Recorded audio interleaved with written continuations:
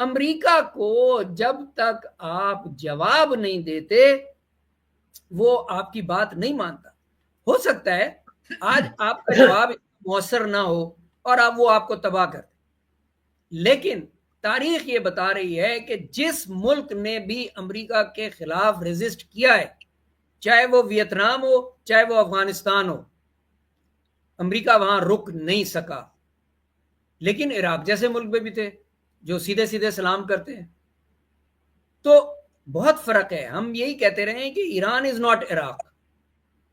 ایران کی ایک سویلائزیشن ہے، ایران کا ایک کلچر ہے، ایران کی ایک اسٹینڈنگ ہے، ایک ہسٹری ہے.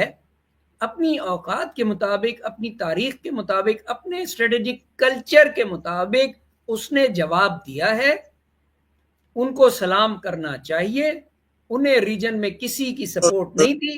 سب سے یہ جواب جو دیا تو یہ سمبولک تھا نا، اس لیے کہ میں نے آپ سے ٹرمپ صاحب تو کہہ رہے ہیں انہوں نے فون کر کے بتایا تھا کہ جی ہم 6 پھینک رہے ہیں آپ کیچ کر لیں.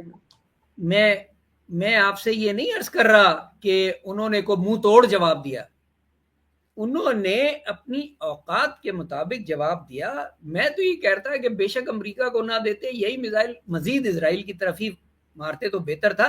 لیکن شاید وہ چونکہ کہہ چکے تھے کہ ہم امریکی بیسز جو ریجن میں ہیں ان کو اٹیک کریں گے، اس لیے انہوں نے اٹیک کیا.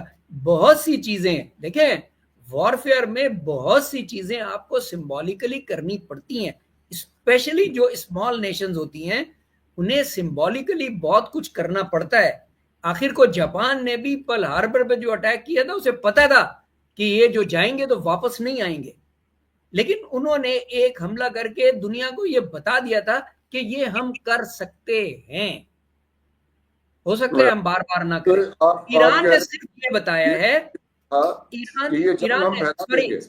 میں ایک چیز عرض کر دوں، جس طرح پاکستان جنگ کو ایسکلیٹ نہیں کرنا چاہتا تھا اور اس نے آف ٹارگٹ اپنے ویپنز گرائے یہ بتانے کے لیے کہ اگر ہم یہاں گرا سکتے ہیں تو یہاں بھی گرا سکتے ہیں.